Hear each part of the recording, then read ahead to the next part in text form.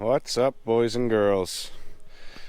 Today's an exciting day. We're going to do some more modifications to the Rxp-300 thanks to Ruthless Racing.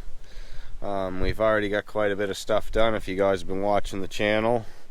The machine now has a proper tune onto it. I achieved 76 miles an hour with it the other day.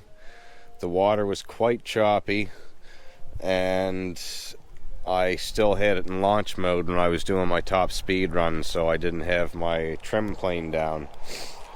But since it's been tuned, now it has cavitation issues. When you hole shot it right from a dead stop, it's hitting rev limiter a couple times before it actually hooks up and goes. So if you guys don't know what cavitation is, here's what cavitation is.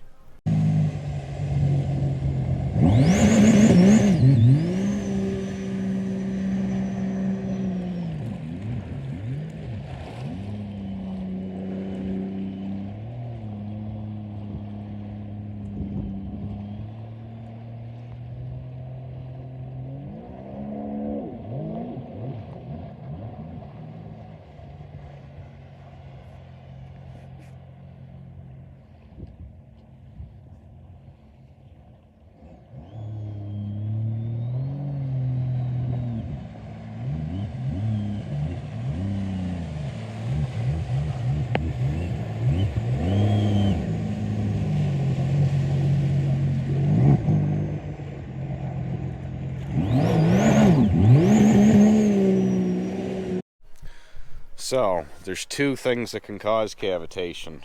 One, your wear ring is messed up.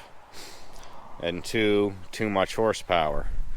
So, in this case, I've got a stainless steel wear ring. Again, there's quite a few aftermarket parts in this machine now. But Dave's been hooking me up. So our new box of parts, we're only going to get into this part in this video, which is called the super pump seal or the launch pump seal. So Dave tells me when I put this on my pump, there's going to be zero cavitation. So to do this procedure, we're going to need to raise and lower the IBR, which I've already got a video for that, so I'm not going to go through all that in this video. But basically you just hold the brake, hit the start button, hit set, raise it and lower it with your button. So I'm going to start off by leaving it lowered, taking my top bolts out. Then I'm going to raise it and take the rest of it apart and get it opened up so I can get this seal in. And then obviously we're going to go to the lake, do a couple test hits, and see how much difference this seal actually makes, because I can tell you, since it's got the new tune onto it, it's pretty rev limiter happy if you're not moving a little bit. So curious to see how this is going to work out, so stay tuned. Alright guys, so if you really want step-by-step details, watch my replacing a wear ring video. But basically you need a 1/2 inch socket and a 10mm wrench, and you got to raise and lower your IBR to get everything apart. But basically when it's dropped at the start, you're best off to undo your two top nuts, or you can wait till the end, it doesn't matter.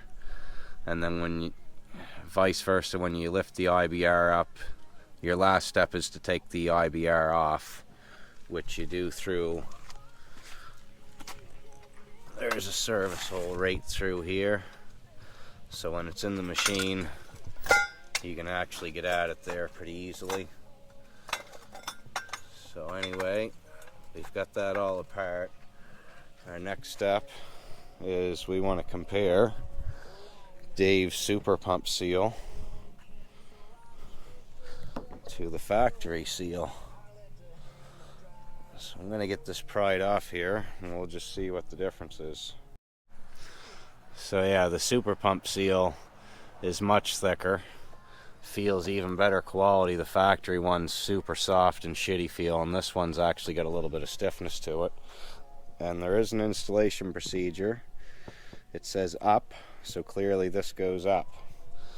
And you can also see it's got this line on the bottom half that the factory seal does not have. So this is supposed to eliminate all the cavitation. We're gonna see. So guys, I know it's sunny and a bit shiny, but Dave is super fussy about fitment. And let me tell you, boys and girls, this thing fits this pump like a glove. It is amazing how tight it fits. So super happy with that. And now we're gonna get this thing back together. Want to see my luck, bro? I just put this super pump seal in, and when I torqued it up in the machine, I even lubed this up with spray lube, and yeah, it broke the ear off my pump. Can you weld this bullshit? I don't know what the fuck it is, but it's the pump of my Seadoo. A little bubbly, but homie got it welded up good for me.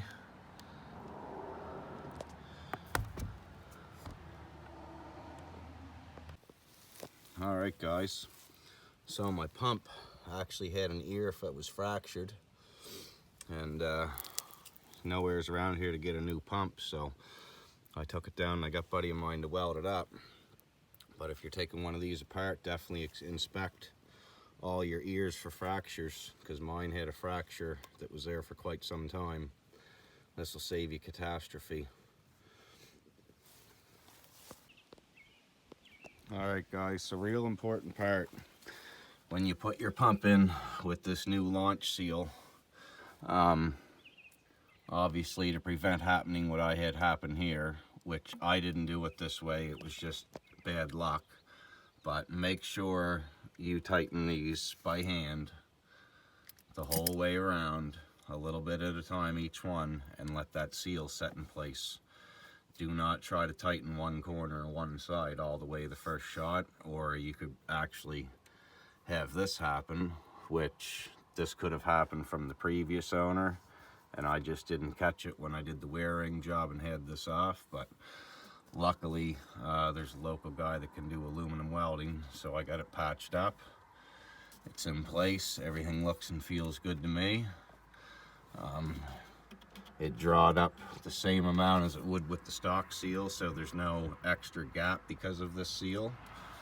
But you can tell when you're bolting it in place that it makes a much better seal than the factory one, because as you bolt it in, you'll actually hear it and feel it going into place. So now I just got to get the rest of it back together, and then we're going to get it back to the lake and see how it works and see if it cavitates any.